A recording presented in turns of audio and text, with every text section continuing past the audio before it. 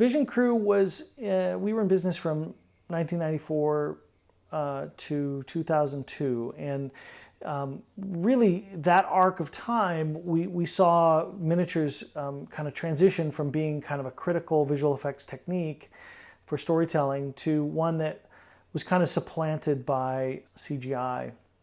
And some of the things that we felt like miniatures could do better because of storytelling flexibility or budget or whatever, like there was a move away from miniatures as a technique for the most part.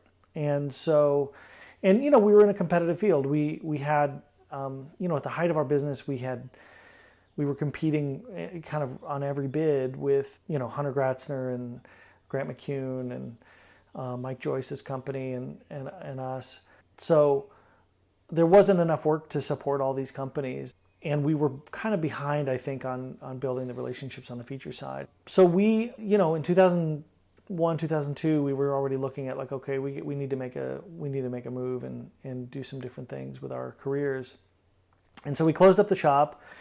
And it's funny because, I joke about it with Matt Gratzner now that, when we were closing down, because we were seeing kind of the trend lines not going in the right direction, New Deal kind of went the opposite way, and they really went on, like, pushed all their chips on the table, and they did a great job.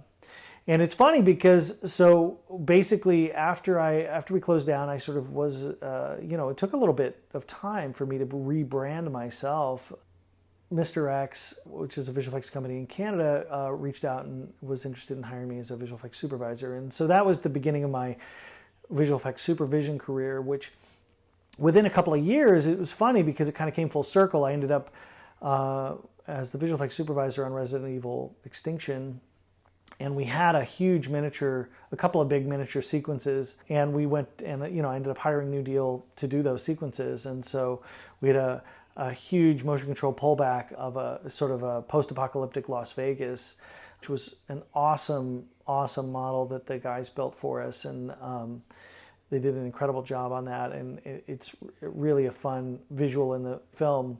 And we built, it was a huge model in their parking lot, and it was really kind of surreal to work with Matt and the team there, who had essentially been our rival competitor company, and now, we were sharing all these war stories of all these shows that we had worked on, or clients we had worked with, and all this stuff. It was great. And then we also did a really cool tanker truck sort of crash and explosion, and that was a really they did just it was a beautiful job on it. And actually, John Warren, who had been my partner at Vision Crew, was the lead on the truck. And so, it was all very incestuous, and we all ended up working together again, and it was great. So it was neat to kind of like get a chance to play with the toys, and kind of from a client perspective instead of from running a shop. And so it was really, that was a neat project.